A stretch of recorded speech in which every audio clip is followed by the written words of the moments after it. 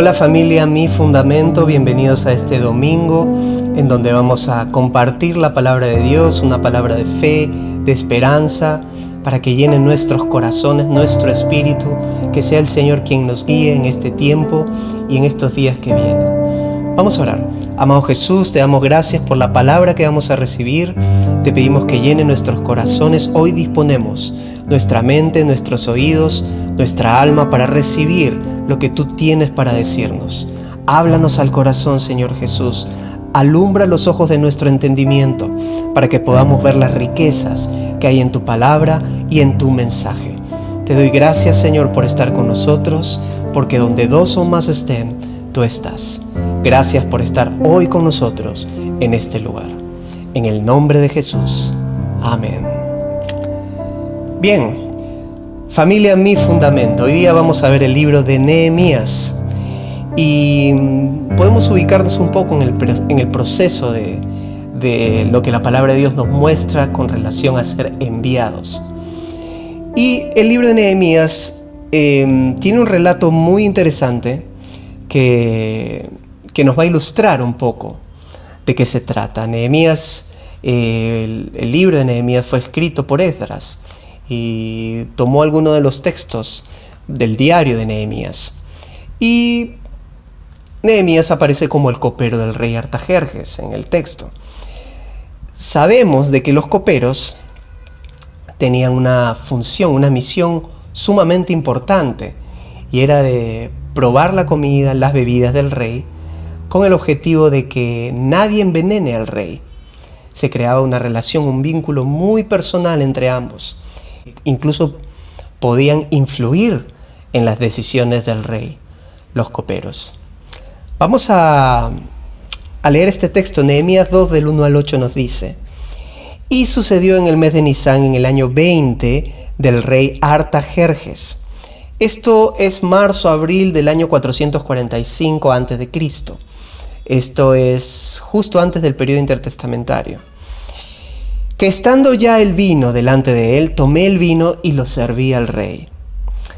Como decíamos, el copero tenía esta misión, esta función de probar el vino previamente y servirlo luego al rey. Ahora vamos a encontrar algunos paralelos en este relato, en este texto, porque hay cosas sumamente importantes, detalles que no podemos pasar desapercibidos de las Escrituras, como en toda la Biblia que nos muestra Cristo. Todo el Antiguo Testamento es el reflejo del Nuevo Testamento. La total y plena revelación de Jesús se encuentra en el Nuevo, pero el Antiguo Testamento nos muestra señales, tipos, sombras de quién es Cristo. Y asimismo encontramos esto como un paralelo, cierto paralelo de comunión, porque Cristo tomó el vino más amargo, el vino envenenado, el que nos tocaba a nosotros. Esa copa la tomó el Señor Jesús. Era una copa de veneno. Y el Señor dijo: Padre, haz que pase de mí esta copa. Pero el Señor la tomó envenenada, está completamente oscura por nuestros pecados, y el Señor Jesús la tomó por nosotros. El relato continúa: Y como yo no había estado antes triste en su presencia, versículo 2, me dijo el rey: ¿Por qué está triste tu rostro? Pues no estás enfermo, no es esto sino quebranto de corazón. Entonces temí en gran manera. Nehemías tuvo miedo porque incomodar al rey de alguna manera, por cualquier razón, implicaba la pena capital. El rey podía mandarte a sacrificar porque sencillamente lo incomodaste en algo. Y él, al estar en este estado de ánimo, temió por su vida. Versículo 3. Y dije al rey: para siempre vive el rey. ¿Cómo no estará triste mi rostro cuando la ciudad, casa de los sepulcros de mis padres, está desierta y sus puertas consumidas por el fuego? Los sepulcros eran un lugar de honra para los judíos, era un lugar de mucho respeto, donde se encontraban los restos de aquellos que los precedieron. Y las puertas, como vimos el domingo pasado, tenían un significado social muy importante. Era el lugar donde se comerciaba, donde estaban los tribunales, donde incluso se hacían proclamaciones oficiales y hasta se castigaba a los criminales. Muchas cosas sucedían en la puerta. Ahora Nehemías dice en este texto, y sus puertas consumidas por el fuego. Las puertas consumidas por el fuego era una señal de que la vida social de toda la ciudad de Jerusalén había sido destruida. Versículo 4. Me dijo el rey, ¿qué cosa pides? Entonces oré al Dios de los cielos. Ahora, Nehemías era una persona de oración. Necesitamos ser personas de oración. Si tuviéramos a alguien como el rey y nos pregunta, ¿qué puede hacer por nosotros? Imaginemos por un minuto, el Rey Todopoderoso, aquel que puede otorgarte parte del reino, tierras, poder, dominio, y nos pregunta, ¿qué quieres que haga por ti? Lo primero que haríamos es decirle inmediatamente lo que queremos, nuestra necesidad, o oramos primero para pedirle al Señor guía de su voluntad. Ese era el corazón de Nehemías. Versículo 5. Y dije al rey, si le place al rey y tu siervo ha hallado gracia delante de ti, envíame a Judá, a la ciudad de los sepulcros de mis padres, y la reedificaré. El objetivo de Nehemías era reconstruir la ciudad. ¿Cuántos necesitamos un Nehemías en nuestra vida? Que nos ayude a reconstruir aquello que se ha caído, aquello que se ha perdido. ¿Y cuántas veces hemos dejado cosas en nuestra vida? Hemos derribado los muros de protección de la palabra de Dios y nos hemos enfocado en cosas que han traído sufrimiento y dolor a nuestro corazón. Versículo 6. Entonces el rey me dijo, y la reina estaba sentada junto a él, ¿cuánto durará tu viaje y cuándo volverás? Y agradó al rey enviarme después que yo le señalé tiempo. La reina Esther era la que estaba sentada al lado del rey. Nehemías sabía que tenía que recibir el consentimiento de ambos, porque la reina tenía una influencia sumamente fuerte, por lo tanto no era una tarea sencilla, no era una petición sencilla para Nehemías, enfrentándose a la muerte, enfrentándose a una situación de tanta desventaja para él.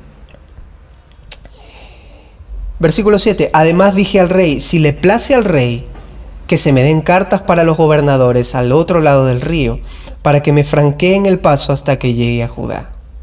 Este es el versículo 7, y el número 7 es el número perfecto para Dios. La Biblia está llena de números que nos hablan y nos comunican verdades de Dios. Por ejemplo, el 1 es el número de unidad, el 2 en la Biblia es el número de división, el 3 de la Trinidad, el 4 de la tierra, el 5 del Espíritu Santo y de la gracia, el 6 es el número del hombre, el 7 es el número perfecto para Dios, como estamos viendo, el 8 es el número de Cristo, el 9 es el número de juicio, el 10 es el número de prueba, el 11 de desgobierno, el 12 de gobierno y el 13 es el número de Satanás. Estos números se encuentran finamente calibrados en las Escrituras. Podemos encontrar pasajes coincidentes con números, con sumas que sorprendentemente nos lleva a decir de que la Biblia tiene una construcción tan inteligente que la única explicación es que es un libro sobrenatural en todos los sentidos. Ahora, vemos que en este versículo 7, número perfecto para Dios, aparece lo perfecto de Dios. Y vemos que la autoridad que el rey Artajerjes le cede a Nehemías es a través de sus cartas.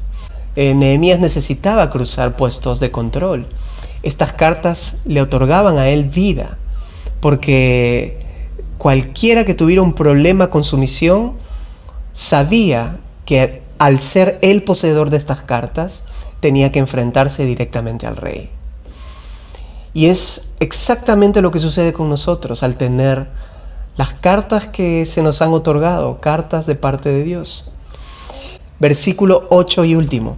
Y carta para Asaf, guarda del bosque del rey, para que me dé madera para enmaderar las puertas del palacio de la casa, y para el muro de la ciudad, y la casa en que yo estaré. Y me lo concedió el rey según su benéfica mano de mi Dios sobre mí. Ahora, en todo este relato se nos muestran 4 cosas sumamente importantes. Primero, que Nehemías no obraba independientemente de Dios. Nehemías era un hombre de oración y consultaba todas sus decisiones con el Señor. Segundo, Nehemías buscaba la restauración. Él no emprendió una misión para su beneficio personal, sino para traer bendición a otras personas. Número 3, Nehemías recibió la autoridad del cielo. Nehemías fue comisionado por Dios para la misión, porque tuvo una previa consulta. Aquello que vamos a emprender por Dios, lo que sea que vayamos a hacer, debemos tener la certeza de que es Cristo quien nos está enviando a hacer. Porque esa palabra que el Señor te dio es lo único que te va a sostener cuando vengan las dificultades. Y por último, recibió el favor de Dios sobre su vida. Todo lo que vemos en Nehemías es similar a lo que vivimos nosotros hoy en el Nuevo Testamento. Ahora, quizás estás pensando de que Nehemías era una persona santa, una persona en el Antiguo Testamento, que obviamente tenía el favor de Dios y que él era iluminado, etc. Pero vamos a ver unos relatos que nos hablan exactamente lo contrario con relación a las personas que Dios elige. Jesús dijo: no existió mayor profeta que Juan el Bautista, y aún así el más pequeño en el reino de los cielos es superior a él. ¿Qué nos está diciendo? Nos está diciendo de que incluso Nehemías no era superior a Juan el Bautista, y que nosotros tenemos la autoridad de Dios superior a la de Juan el Bautista. ¡Wow! ¡Qué revelación tan grande! Porque nuestra vida tiene mayor autoridad que la autoridad de Juan el Bautista y la autoridad de Nehemías. Hay un pasaje bíblico en Hechos 13:13, nos dice: Pablo y sus compañeros se hicieron a la mar desde Pafos y llegaron a Perge de Panfilia. Juan se separó de ellos y regresó a Jerusalén. Aquí en este relato vemos que Juan se aparta de Pablo. Juan Marcos se retira vergonzosamente del propósito, del plan que estaba siguiendo el apóstol Pablo en comunicar a toda la región el evangelio. Sin embargo, Bernabé, que era su tío, después de tener ciertas diferencias con Pablo, decide darle una segunda oportunidad a Bernabé. Lo más interesante del relato es que Bernabé apuesta por un Juan Marcos. No se rinde a él.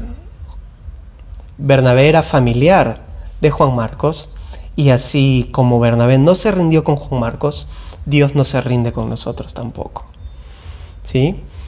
Y más adelante, en 2 de Timoteo, vemos que Pablo solicita la presencia de Juan Marcos, porque el mismo que antes lo había rechazado, ahora le resulta útil para el evangelio. Qué bueno que Bernabé no renunció a él. Qué bueno que Dios no renunciará a nosotros tampoco. Romanos 10 del 14 al 15 nos dice: ahora bien, ¿cómo invocarán a aquel en quien no han creído? ¿Y cómo creerán en aquel de quien no han oído? ¿Y cómo oirán si no hay quien les predique? ¿Y quién predicará sin ser enviado? Así está escrito: qué hermoso es recibir al mensajero que trae buenas nuevas. Mira, no importa el lugar en el que te encuentras hoy, Dios no ha terminado contigo. Dios tiene un futuro para restaurar nuestro ministerio, nuestro camino. Su plan sigue fiel a nuestra vida. Dios es fiel con nosotros y nada podrá detener su mano de bendición sobre nuestra vida. Hoy tenemos cartas no dadas por un rey político, sino por un rey celestial. El Dios y dueño del universo nos ha entregado cartas y nos ha comisionado para llevarlas adelante. Y Estas cartas tienen la autoridad del Rey de Reyes y del Señor de Señores. Por lo tanto, la Biblia para nosotros hoy es nuestro salvoconducto en un mundo oscuro. Mateo 28:19 dice: por tanto vayan y hagan discípulos de todas las naciones, bautizándolos en el nombre del Padre y del Hijo y del Espíritu Santo. La palabra nos dice: vayan y hagan discípulos. Esa es nuestra principal comisión. En Génesis vemos que Dios crea la vida en la tierra y hace que cada cosa reproduzca según su especie. Pues hoy día los discípulos reproducimos discípulos. No nos olvidemos que Juan Marcos dudó, titubeó, se retiró, se desvió del camino. Pero sin embargo, Dios nunca renunció a él.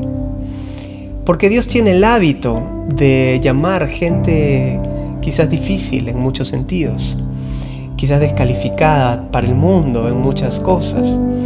Pero en sus manos Dios nos transforma, porque Dios, cuando nos recibe como estamos, pero no nos deja como estamos. Él nos transforma. Y Dios no llama al equipado, Dios equipa al que llama.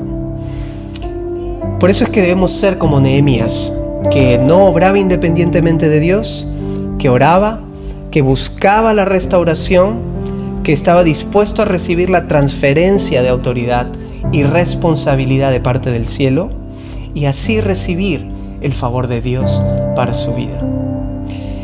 Quizás tú te encuentras hoy como Juan Marcos, quizás sientes que te has desviado del camino, que el plan de Dios ya no se cumple en tu vida, pero hoy día Dios te está llamando a restaurar esas murallas que cayeron.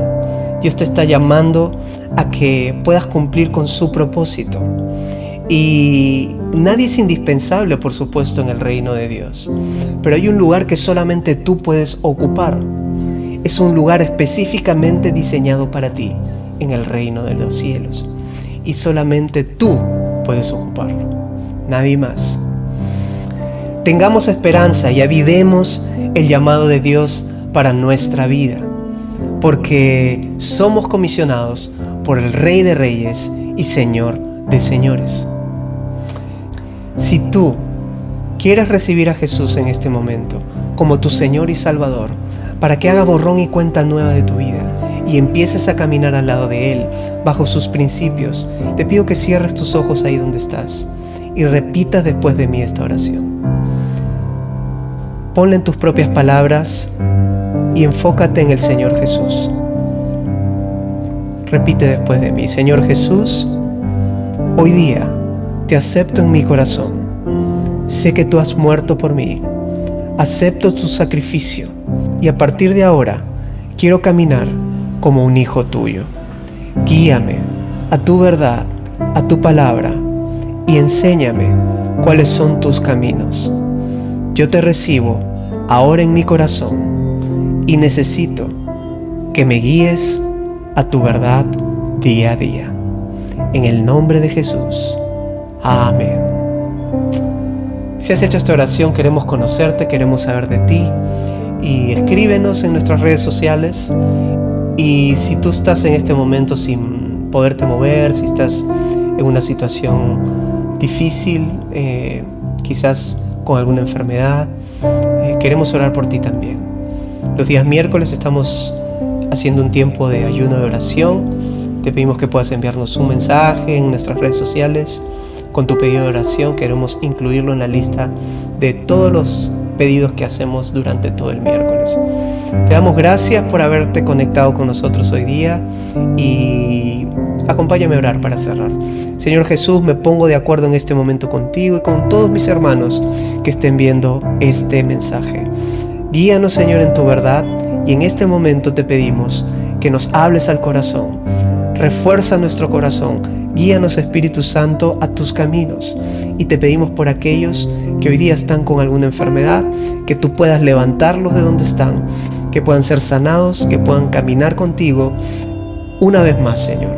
Señor, te doy gracias por este tiempo y ahora, Señor, acompáñanos en lo que queda de este día. Gracias, Señor, por este mensaje. Gracias por esta palabra. Guíanos, Señor Jesús, en lo que queda de la semana. En tu nombre. Amén. Gracias, familia Mi Fundamento, por estar con nosotros. Nos conectamos el próximo domingo. Bendiciones.